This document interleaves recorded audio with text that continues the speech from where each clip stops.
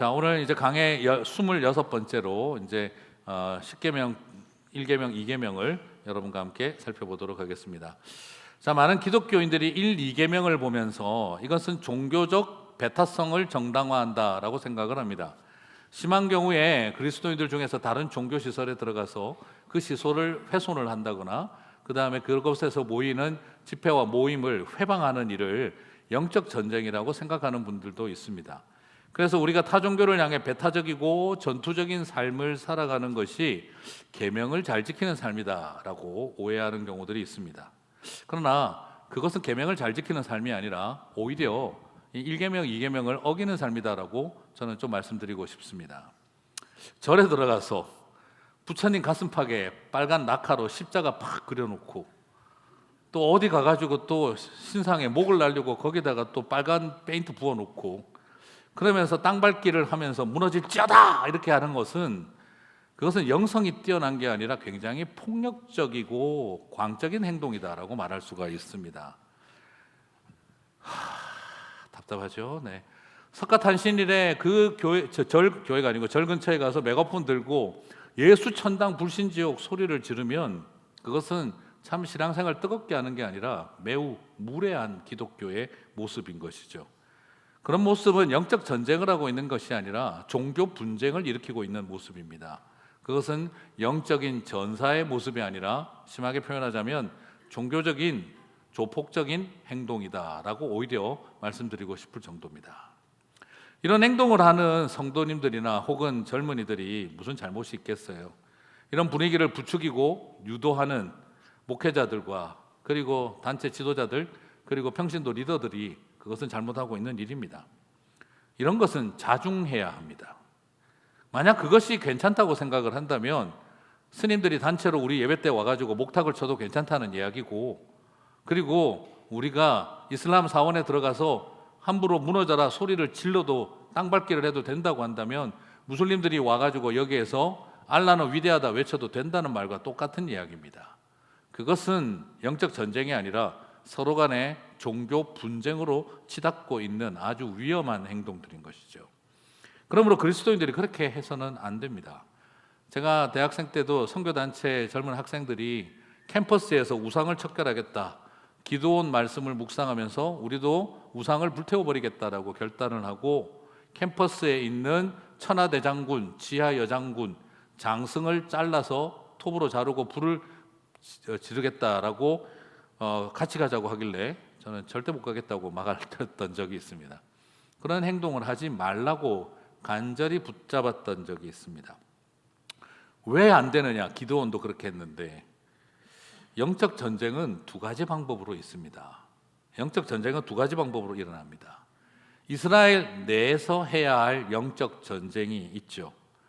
이스라엘 안에 신상을 만들어 놓고 우상을 숭배하고 있다면 기드온처럼 바알 신상과 아세라 신상을 찍어버리고 불태워야죠.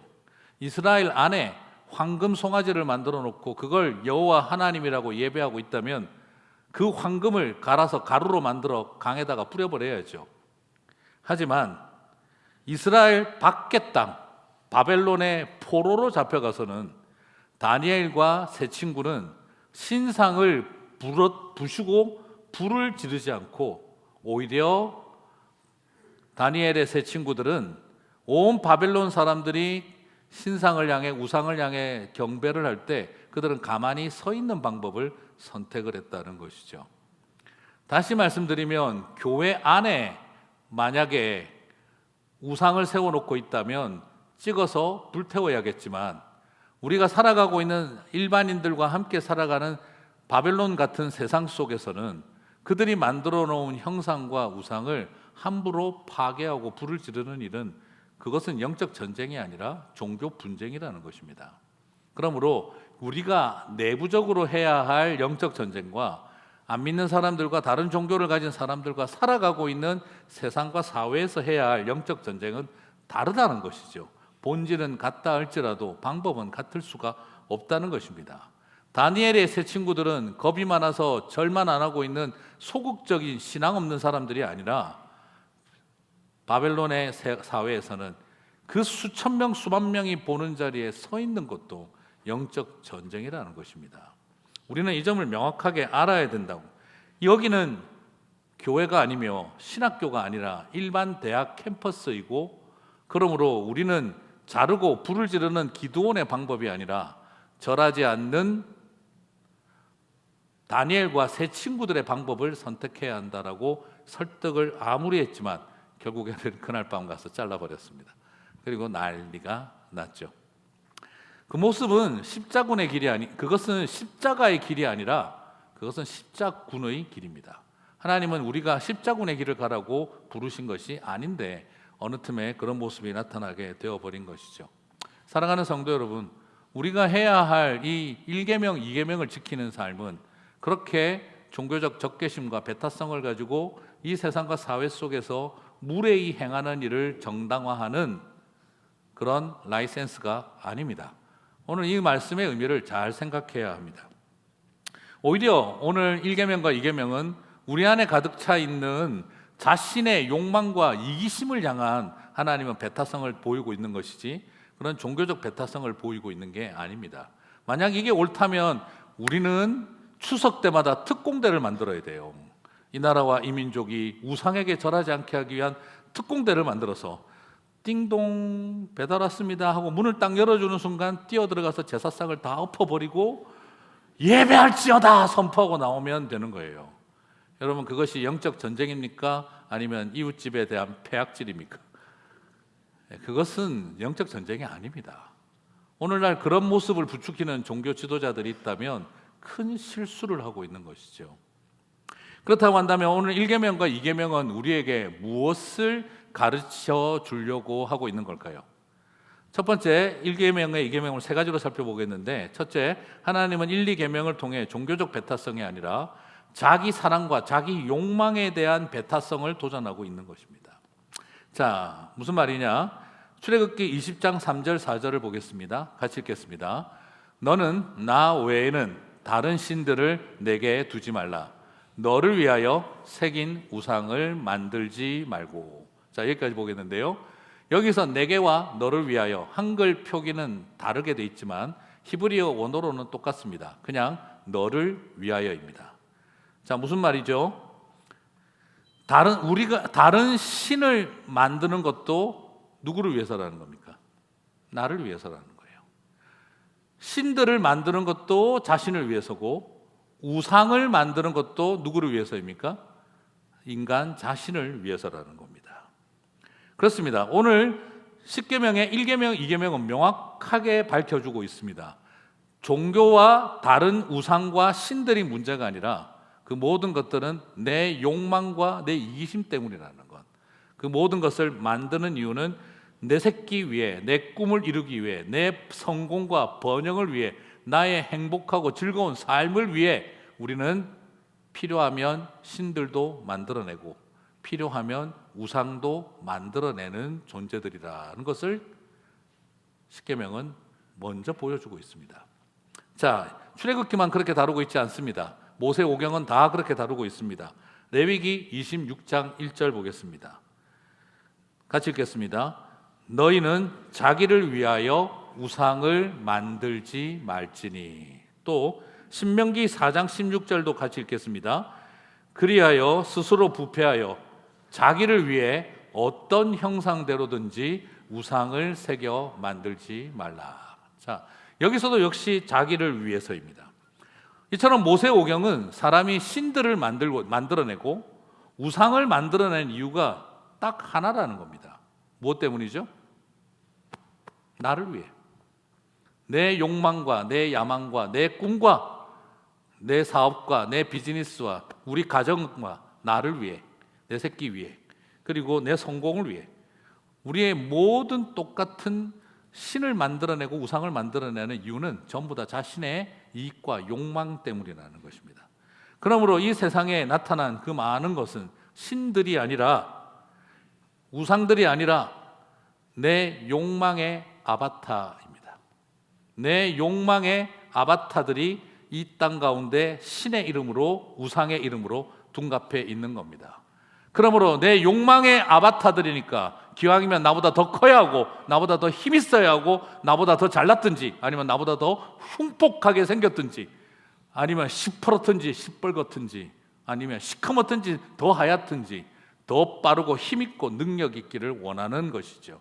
그래서 이 땅의 많은 우상과 신들은 결국 나의 아바타들입니다. 결국 이 말은 뭐냐? 우리는 다른 신을 믿고 있는 게 아니라 다른 신들을 만들고 있었다라는 것입니다. 그래서 하나님은 우리에게 말씀하십니다. 믿지 말라고 이야기하지 않습니다. 오히려 그런 신들은 없다고 말하고 계십니다. 왜요? 그게 사실 여러분, 하나님을 믿는 게 어려운 거예요? 아니면은 만들어 놓은 신을 믿는 게 대단한 믿음이에요? 여러분, 우상을 믿는 믿음을 가지시기 바랍니다. 하나님을 향해 좀 그만큼이라도 믿어보십시오. 없는 것도 믿는 게 능력이죠. 있는 걸 믿는 게 무슨 능력이겠습니까? 이사야 44장 6절에서 8절, 나는 처음이요 나는 마지막이라. 같이 읽겠습니다.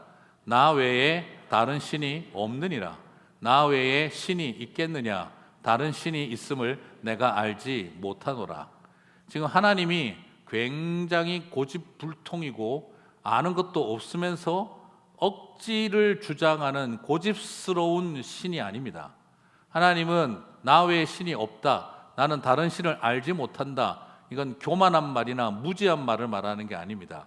이것은 거짓말할 수 없는 창조주의 모습입니다. 무슨 말일까요? 여러분, 창조주 신앙이 왜 중요한지 아세요? 하나님이 이 세상의 모든 것을 만들었 분이에요. 만든 내가 뭘 만들었는지 아실 거 아닙니까? 하나님이 창조주시니까 당신이 만든 것이 뭔지 다 아시는 겁니다. 그러니까 하나님이 말씀하시는 거예요. 나는 다른 신들을 만든 적이 없다, 이 말입니다. 창조주 신앙은 다른 신앙을 부정하는 게 아니라, 다른 신들을 부정하는 게 아니라 다른 신들이 부재하다는 것을 말하는 것입니다. 내가 창조주라서 아는데 난 거짓말 못하겠다, 나는 다른 신들을 만든 적이 없다, 이 말입니다. 하나님은 태양을 만드셨지만 태양신을 만든 적이 없다, 이 말입니다. 하나님은 바다를 만드셨지만 바다의 신을 만든 적이 없다, 이 말입니다. 하나님은 해와 달과 별들은 만드셨지만 해신, 달신, 별신을 만든 적이 없다, 이 말입니다. 하나님은 저와 여러분을 위해 피조물을 만드셨지 하나님은 피조신들을 만든 적이 없다라는 것입니다. 창조주이시기에 신들을 부정하고 계신 게 아니라 신들이 부재하다는 것을 설명하고 계신 것입니다.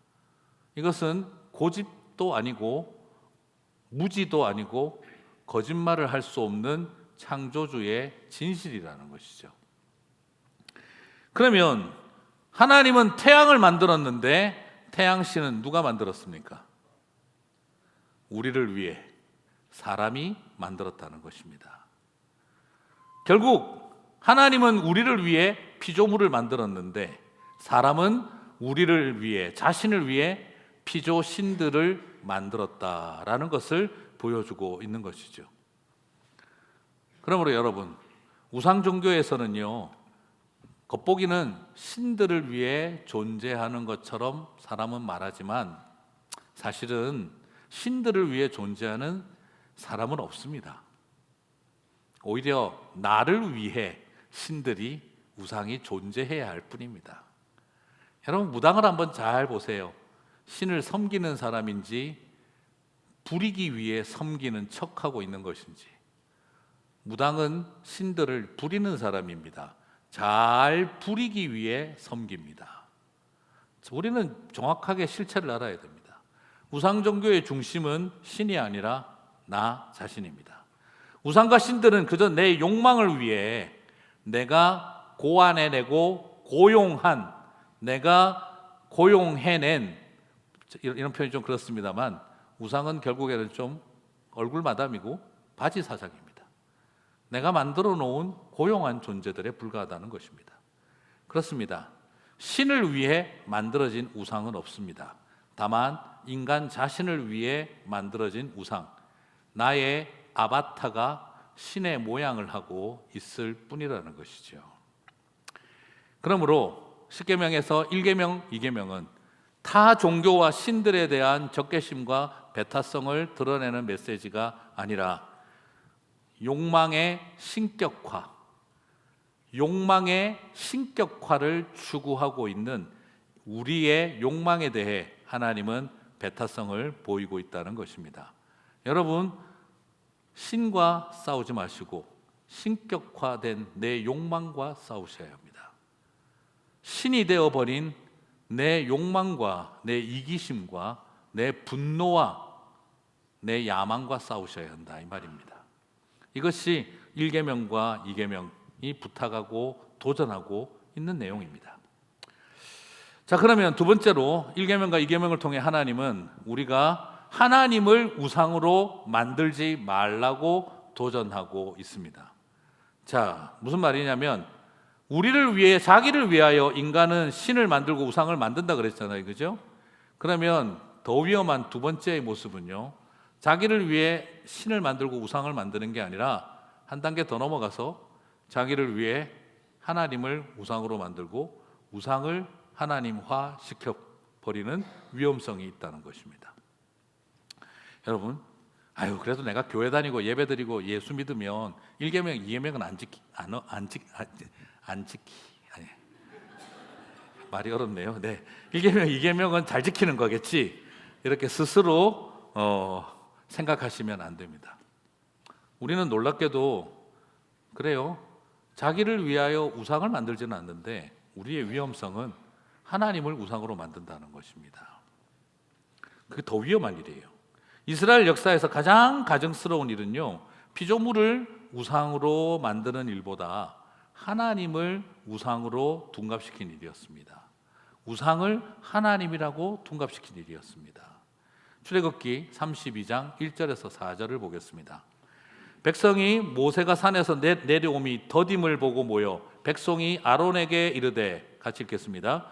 말하되 일어나라, 우리를 위하여 우리를 인도할 신을 만들라. 모든 백성이 그 귀에서 금고리를 빼어 아론에게로 가져가며 아론이 그들의 손에서 금고리를 받아 부어서 조각칼로 새겨 송아지 형상을 만드니, 같이 읽겠습니다.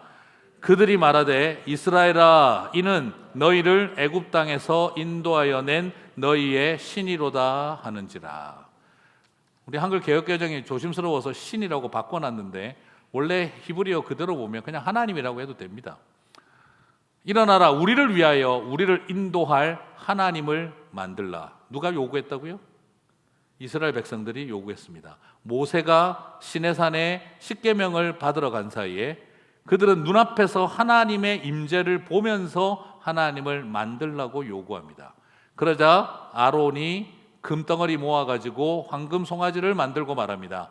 너희를 애굽 땅에서 인도하여 낸 너희의 여호와로라, 하나님이로다 라며 구원자 하나님을 황금 송아지로 만들어버렸습니다. 자, 여기에서도 역시 키포인트는 무엇이죠? 우리를 위하여입니다. 우리를 위하여. 이게 결국 뭐죠? 사람들은 여기서 죄를 합법적으로 짓는 방법을 발견해냈어요. 야, 이게 나만 위한 거야? 이게 나를 위해서 하자는 거야?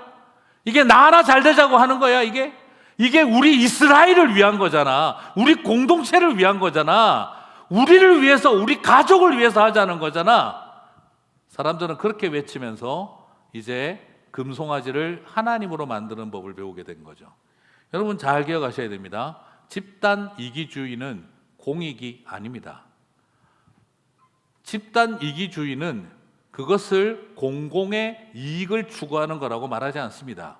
집단 이기주의는 사사로운 이익의 집단적 이기주의로 흘러가는 것에 불과한 것입니다. 그러므로 많은 분들이 착각합니다. 요즘 한국에서나 미국에서나 공익을 뭐라고 하죠? 공공연하게 사사로운 이익을 추구하는 사람들이라고 그렇게 이야기를 하죠. 네, 아주 공공연하게 사사로운 이익을 추구하는 사람들이 공익적이라고 이야기를, 요즘 하도 세상이 답답하니까 이런 소리들을 하죠. 여러분, 집단 이기주의는요 공익이 아닙니다.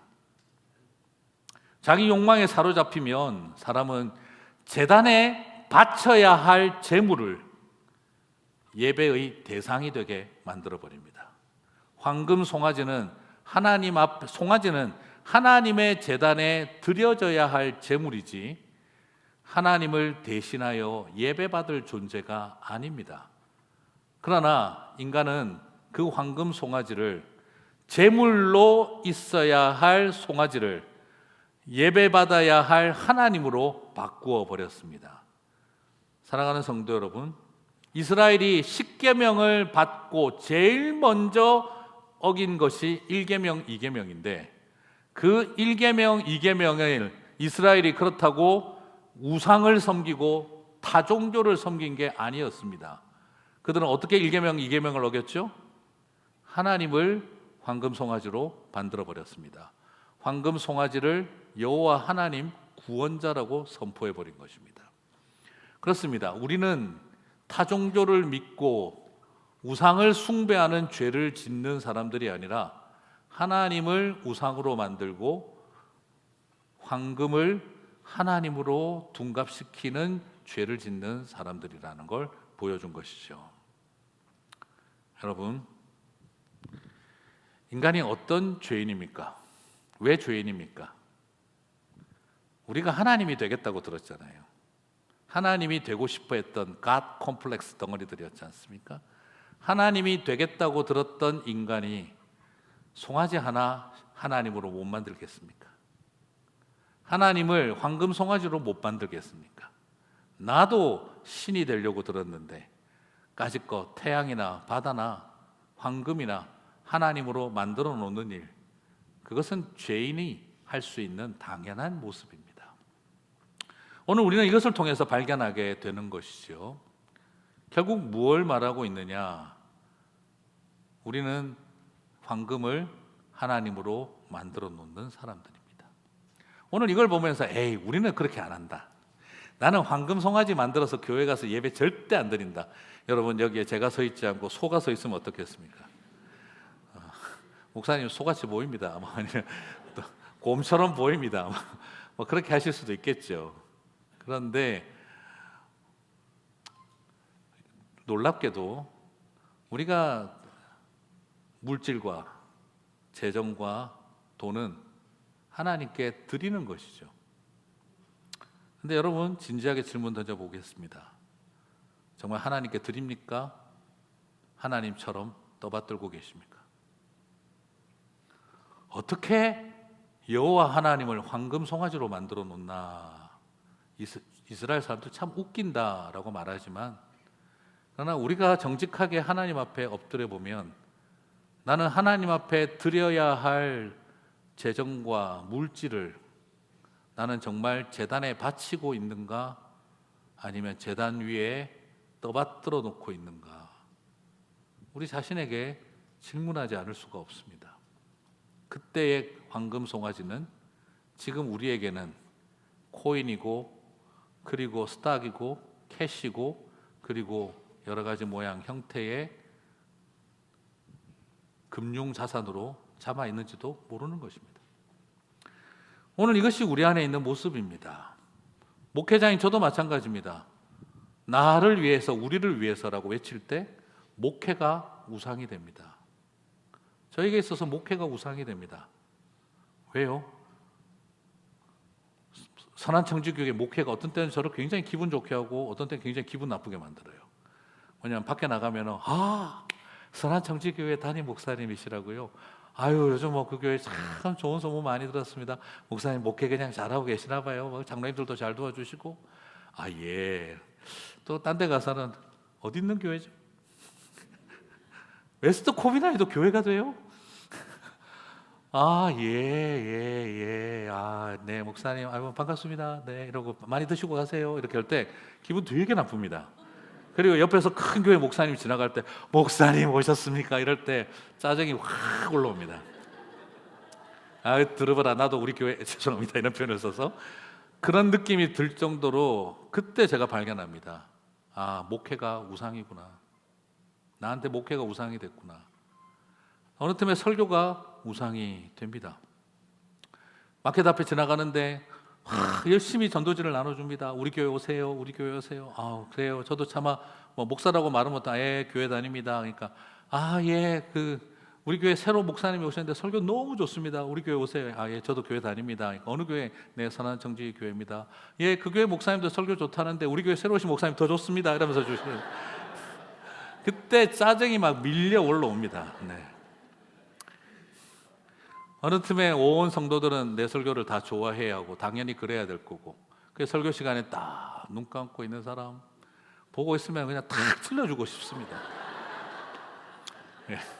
지금 갑자기 당황해서 눈을 확 뜨시는 분들이 계신데 놀라지 마시고, 네. 어느 틈에 그렇게 잘하고 싶고 인정받고 싶고, 그 마음속에 있는 우상화되어 버린 교회가 우상이 되는 겁니다. 우리를 위하여 잘해보겠다, 이 모든 것들이, 여러분, 예배도 목회도 봉사도 선교도 구제도 신학도 심지어 기독교까지 우리에게 우상이 될 수 있는 것입니다. 나를 위해 우상도 하나님으로 만들고 우리를 위해 하나님도 황금 송아지로 만드는 것이 이스라엘 백성이었다면 그들이 우리보다 얼마나 더 모자라서 그렇겠습니까? 그렇지 않습니다. 유대인들도 어떻게 했습니까? 유대교가 우상이 됐습니다. 율법이 우상이 됐습니다. 그래서 하나님을 십자가에 못 박아, 예수님을 십자가에 못 박아 죽였습니다. 종교가 우상이 된 것입니다. 거룩이 우상이 된 것입니다. 그 결과는 하나님의 아들 예수 그리스도가 십자가에서 죽어야 하는 일로 이어졌습니다. 결국 우리에게도 무엇일까요? 우리 안에 있는 기독교를 위해, 그리고 우리 안에 있는 교회를 위해, 이게 다 우리를 위해 하는 일이다 라고 소리치고 있을 때 기독교와 교회가 우상이 될 수 있는 것입니다. 사랑하는 성도 여러분, 우리는 존재의 목적을 지켜야지 조직을 지키는 사람들이 아닙니다. 캐톨릭이 빠졌던 함정, 유대교가 빠졌던 함정, 그 율법주의자들이 빠졌던 그 함정에 오늘날 개혁주의자들이 빠지지 않을 거라고 자신이 할 수 있습니까? 우리도 똑같이 우리의 개신교, 우리의 기독교, 우리의 교회가 우상이 되어버린다면 유대교 바리새인들의 길을 그대로 걸어갈 수 있는 것입니다. 주님은 오늘 저와 여러분에게 그것을 도전하고 있습니다. 조직을 지키지 마시고 조직의 존재 이유를 지키셔야 합니다. 우리의 교회를 지키는 것이 목적이 아니라 존재의 목적을 지켜야 하는 것입니다. 기독교를 지키는 것이 아니라 기독교의 존재 목적을 지켜야 합니다. 복음을 지켜야 합니다. 진리를 지켜야 합니다. 복음을 선포하는 일, 하나님의 선교를 지켜야 합니다. 그걸 지키지 못한다면 우리는 우상을 붙들고 있는 것과 똑같은 것입니다. 목사님에게 제일 소중한 게 무엇입니까? 저는 기독교다, 교회다라고 말하지 않습니다. 복음이고 하나님의 선교입니다. 그것을 위해서지 않으면 우리는 교회라고 하는, 기독교라고 하는 또 다른 우상을 만들 수 있습니다. 여러분, 하나님만 난 제일 사랑한다 착각하지 말아요. 제가 예전에 말씀드렸잖아요. 제가 목사 안수 받을 때 주님만 제일 사랑하는 목사가 되게 해달라고. 그때 주님 저한테 깔끔하게 이야기하셨어요. 세상에서 제일 무서운 게 나를 제일 사랑한다는 목사들이다. 세상에서 나를 제일 사랑한다는 선교사, 나를 제일 사랑한다는 장로 권사들이 제일 무섭다. 주님 저한테 깔끔하게 주셨던 말씀은 심플했습니다. 사람을 사랑하라고, 내 백성들을 사랑하라고. 나를 위해 살겠다 하는 인생에서 주를 위한 인생 되겠다 하지 말고 이 땅의 연약한 백성들을 위한 인생이 되라. 주님은 그걸 도전해 주시더라고요. 사랑하는 우리 성도 여러분, 하나님이 아들을 주시기까지 사랑한 이 땅의 백성들을 사랑하라는 겁니다. 그것이 하나님의 뜻입니다. 우리는 자꾸 종교를 사랑합니다. 주님은 나도 사랑하지 마라. 내 백성들을, 내 아들을 주기까지 사랑한 내 백성들을 사랑하라. 주님의 음성에 귀를 기울이게 되시기를 바랍니다. 그것이 오늘 주님이 이 계명을 주신 이유입니다. 1, 2계명은 종교적 배타성이 아니라 바로 하나님의 사회적 배타성을 드러내고 있습니다. 지난주 제가 말씀드렸죠. 10계명은 왕이 만든 법입니까? 왕을 위해 만든 법입니까? 노예된 백성들을 위해 만든 법입니까? 노예된 백성들을 위해 만든 법입니다. 하나님은 어떤 분이십니까? 왕들의 하나님, 귀족들과 권세자들의 하나님이 아니라 하나님은 고아와 과부들의 하나님이라고 스스로를 아이덴티파이 하셨습니다. 이 세상을 살아가면서 하나님은 고아와 과부들, 장애인과 버림받은 백성들의 하나님이라고 자신을 그렇게 말씀하셨습니다. 나는 히브리 노예들의 하나님이라고 스스로를 정의하셨습니다. 이건 굉장히 파격적인 겁니다. 여러분, 세상에 이런 신을 보신 적이 있으십니까? 고대 사회에서 모든 왕들은 자신의 통치를 위해 법을 만듭니다. 마음대로 다스리기 위해. 그런데 이스라엘의 십계명은 힘없는 백성들을 위해 하나님이 법을 주셨습니다. 백성들을 지키라고 말이죠. 그래서 좀 자유주의 신학을 공부하신 분들은 출애굽기와 십계명의 고대성을 인정을 못합니다. 그 시대에 이런 현대적인 법이 만들어졌을 리가 없다라는 거예요. 그래서 계속 바벨론 포로 귀환 이후로 기구를 미루려고 합니다. 그러나 저는 그렇게 생각하지 않습니다. 지난주에도 말씀드렸고 다음 주 또 말씀드리겠지만 하나님이 주셨다가 제일 쉽습니다. 이게 어떻게 인간의 머리에서 나옵니까? 오히려 많은 종교는 그 왕과 권력가들을 위해서 철저하게 존재했습니다. 여러분, 이집트의 파라오 옆에 주로 있던 사람들이 누구예요? 무당과 박수들입니다. 온갖 무당들이 파라오 옆에 앉아서 우리도 모세처럼 할 수 있다, 그거 폼내는 일이 대부분이었습니다.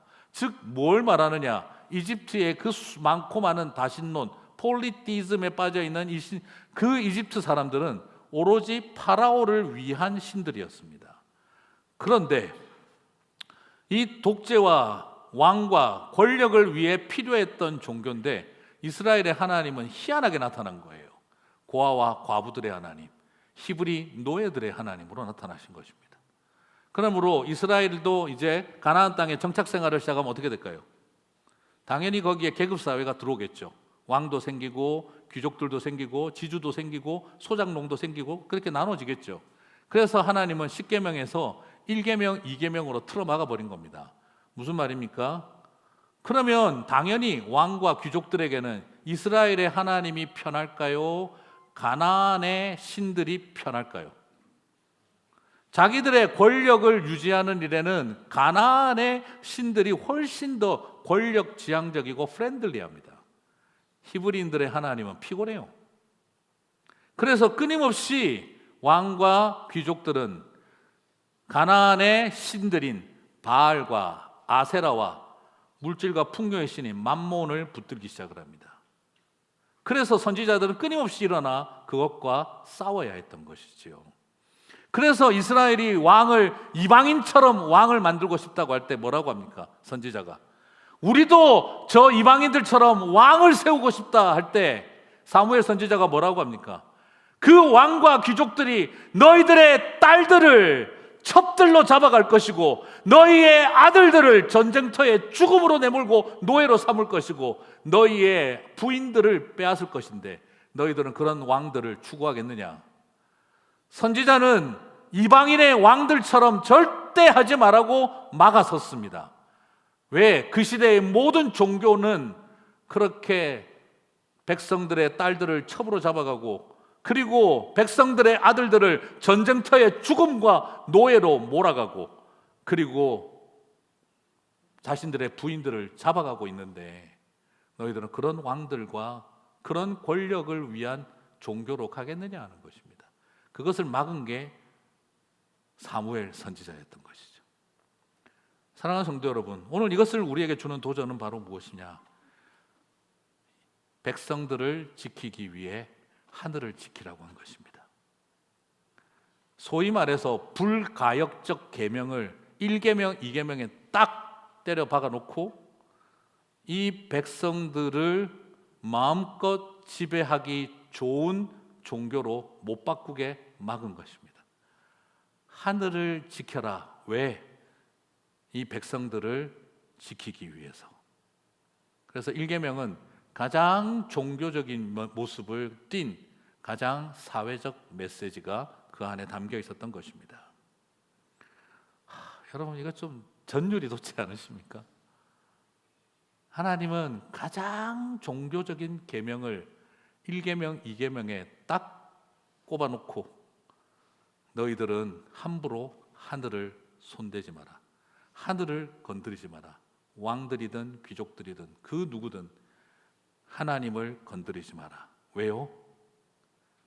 이 힘없는 백성들을 지키라고 해놓으신 것입니다. 여러분, 이런 하나님이 저와 여러분의 하나님이신 줄 믿습니다. 그래서 이 1계명, 2계명을 저는 너무나 사랑하지 않을 수가 없습니다. 제가 언젠가 10계명으로 책을 한번 낼 겁니다. 땅을 위해 지킨 하늘, 백성을 위해 지킨 하나님. 이게 10계명의 비밀입니다. 그렇습니다. 1, 2계명은 그래서 왕과 권력자들에게 아주 불편했습니다. 아합 왕과 이세벨에게 아주 불편했습니다. 그래서 여로보암에게 아주 불편한 법이었습니다. 그래서 하나님은 백성들을 지키기 위해, 땅을 지키기 위해 하늘을 지키게 하셨던 것이죠. 사랑하는 성도 여러분, 1계명, 2계명이 왜 어려운 줄 아십니까? 그건 바로 나도 한번 알라도 섬겨보고 싶고 부처님도 섬겨보고 싶고 무신론에도 빠져보고 싶은데 하나님이 하도 세게 나와가지고 내가 못하고 있다. 여러분, 그렇지 않습니다. 오히려 내 욕망을 포기해야 하기 때문에 1계명, 2계명이 버거운 것입니다. 오히려 주를 위해 살라고 요구하지 않고 힘없는 백성들을 위해 살라고 요구하기 때문에 이 계명이 버거운 것입니다. 나를 위해 살려고 했는데 남들을 위해 살라고 하신 것이죠. 주를 위해 살라고 한 것도 아니고 남들을 위해 살라고 하신 것입니다. 주님은 힘없는 백성들을 위해 사는 게 나를 위해 사는 길이다 하신 것이죠. 그래서 하나님은 저에게 나를 사랑하는 일에 1등하는 목사하지 말고 내가 내 아들을 주기까지 사랑한 백성들을 사랑해라고 하셨던 게 바로 그 이유인 것 같다 싶습니다. 여러분, 이 땅에 잃어버린 영혼들을 온 힘을 다해 사랑하실 때 그것이 주님을 가장 사랑하는 길인 줄 믿습니다. 이번에 쿠바를 갔었는데 15번 설교를 하고 하나님 나라를 그곳에서 선포하는데 공산주의 국가라다 보니까 참 조심스럽더라고요. 그렇지만 다 전했는데 근데 진짜 허리케인이 오더라고요. 허리케인이 막 와가지고 어우 그냥 한 목사님들 한 30명의 가정과 교회가 완파가 돼가지고 다 그냥 마지막 날 짧게 끝내고 마지막 날은 돌아가셨는데 정말 그 뭐 길도 나무가 다 쓰러져가지고 차도 들어오지도 못하고 전기 수도 다 끊어지고 저도 한 이틀 고립이 돼봤는데 나머지 연락을 할 방법이 없어서 전화도 안 되니까 선교사님 전화 하나가 유일하게 되는데 그분도 저기 전화가 안 터지는 거예요. 그래서 옥상에 가서 막 이러고 다니. 그래서 카톡 쳐놓고 이제 막 옥상 다니다가 삐리릭 하고 날아가서 김도영 목사님한테 일단 잘 있다고 알게 됐던 거죠. 야, 정말 놀라운 일인데 금요일까지 비행기가 끊겼다가 이제 그 토요일 날 재개가 돼서 저도 이제 잘 나왔는데 크게 어려움은 없었어요. 그냥 갇혀만 있었으니까. 이제 그곳에 이렇게 가만히 시간을 보내고 나중에 마지막 이틀 정도는 할 게 없어요. 네, 그냥 전기 수도 끊어지고 다 끊어지고 나니 갈 게 성경 볼 것밖에 없고 설교 준비만 열심히 해서 오늘 설교 온 거가 더 길어졌는데 네. 그래서 앉아가지고 시간을 보내고 있는데 정말 그런 생각이 들더라고요. 여기 와서 왜 이렇게 하고 있을까? 우리 성도님들도 뭐 하려고 거기 가서 15번씩이나 쿠바에 가서 근데 그런 생각이 들어요. 힘없고 잃어버린 백성들을 위해서 최선을 다하는 게 그게 주님을 위한 길이라는 거죠. 저는 그곳에 있으면서 내가 하나님 참 기뻐하시는 자리에 있구나, 내가 참 열심히 하고 있구나가 아니라 주님이 참 좋아하시겠구나 하는 생각이 들더라고요. 그 공산권 국가에서 희망을 잃어버린 백성들에게 하나님 나라를 전해줄 수 있다는 것, 주님을 가장 그 백성들을 위한 일이 주님을 위한 길인 것이죠. 사랑하는 성도 여러분, 우리가 그 마음이 있었으면 좋겠습니다. 자기 사랑에 빠진 우리들을 주님은 사랑하셨어요. 참 역설적이죠. 우리는 우리를 위해 우상을 만들었어요. 그런데 하나님은 우리를 위해 우상을 만들지 말라고 하시는 겁니다. 참 역설적이죠. 우리는 자신을 위해 우상을 만드는데 하나님은 저와 여러분을 위해 그러지 말라고 하는 겁니다. 나는 질투하는 하나님이다. 여러분, 나만 사랑하라고 나만 사랑해 하는 이런 중학교 2학년 여자애가 아닙니다. 지금 하나님은 그만큼 우리를 사랑하고 계신다는 겁니다. 우리를 사랑하셔서 잘못된 길로 또 죽으려고 저 길로 가는구나 막으신 것입니다. 그래서 우리를 위해 이러지 말라고 하신 것이에요. 저는 이것을 보고 있으면 사랑받고 싶어서 애간장 끓고 있는 중2병 걸린 여학생이 여기 보이는 게 아니라 우리를 너무너무 사랑하셔서 어떻게 하든지 잘못된 길로 가는 우리를 막고 있는 하나님의 사랑을 바라보는 것이죠. 그렇습니다. 가장 내가 나를 위해 이기적일 때 하나님은 가장 저와 여러분을 위해 우리를 보호하고 지키고 계신다는 것입니다. 사랑하는 성도 여러분, 말씀을 마무리하면서 신명기 4장 23절을 보니까 이런 표현이 있습니다. 1계명, 2계명을 주신 이유를 보여주고 있는데 너희는 스스로 삼가서 너희 하나님 여호와께서 너희와 세우신 언약을 잊어버려서 네 하나님 여호와께서 금하신 아무 형상의 우상이든지 조각하지 말라. 우리가 우상을 조각하는 이유가 뭐라고요? 언약을 잊어버려서. 여기서 주목할 것은요, 언약을 어겼다, 언약을 파괴했다라고 표현하지 않습니다. 언약을 잊어버렸다라고 표현을 해요. 여러분, 히브리 문학적 특징입니다. 언약을 어겼다, 파괴했다 할 때는 갑과 을의 관계가, 계약이, 비즈니스가 파괴되어졌다는 뜻입니다. 그런데 언약을 어겼다, 파괴되었다 하지 않고 언약을 잊어버렸다 할 때는요, 갑과 을의 관계가 아니라 연인과 부부의 관계, 나와 그대의 관계가의 사랑이 사라졌다, 사랑을 잃었다는 뜻입니다. 여러분, 결혼할 때 뭐 하셨습니까? 언약을 맺으셨죠. 여기선 말하는 언약을 잊었다는 말은 그걸 말하는 것입니다. 부부 사이에 언약을 잊었다, 무슨 뜻이죠? 관계가 끝났다는 뜻입니다. 사랑을 잃어버렸다는 뜻입니다. 그래서 언약을 깨뜨리고 언약을 어기고라는 표현을 쓰지 않고 언약을 잊어버려서 나와 그대의 관계가 사라져버려서. 그러므로 오늘 저와 여러분에게도 마찬가지입니다. 부부 사이에 사랑의 언약이 사라졌다면 남아있는 건 바람 피우는 것밖에 더 있겠습니까? 딴 사람 만나는 것밖에 더 있겠어요? 결국 이것이죠. 저는 그렇게 생각합니다. 저는 세상 모든 사람을 사랑해야 합니다. 그리스도인들은 다 그렇게 살아야 합니다. 세상 모든 사람을 사랑해야 합니다. 그러나 한 여인만 사랑해야 합니다.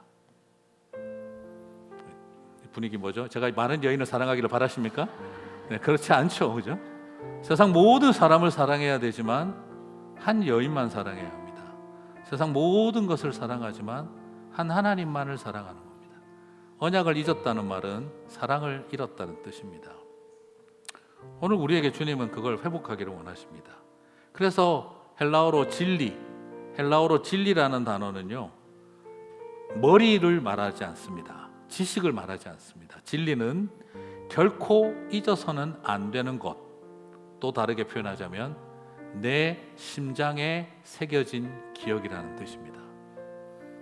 표현 죽이죠. 한번 따라해 보시겠습니까? 진리란 내 심장에 새겨진 기억이다. 네, 그래서 성경은 복음을 마음판에 새겨진 진리라고 가르쳐 준 것입니다. 여러분, 잊어버리는 순간 우상을 섬깁니다. 그러나 내 심장에 새겨진 기억을 가진 사람들은 끝까지 사랑하게 될 줄 믿습니다. 우리가 찬양은 많이 부르죠. 주 예수보다 더 귀한 것은 없네. 그런데 사실은 주 예수보다도 귀한 것은 많네. 이 세상 정말 부귀와 바꿀 수 있네. 세상 즐거움 다 가지고 세상 자랑 다 얻었네. 우리는 어쩌면 그걸 마음속으로 원하고 있는지도 모를 것입니다. 오늘 그 마음 내어놓고 정말 하나님 가슴에 새겨진 기억을 가진 사람들 되게 해주십시오. 저와 여러분의 고백이 되시기 바랍니다. 우리 다 함께 자리에서 일어나셔서 찬양하고 기도하고 마치겠습니다.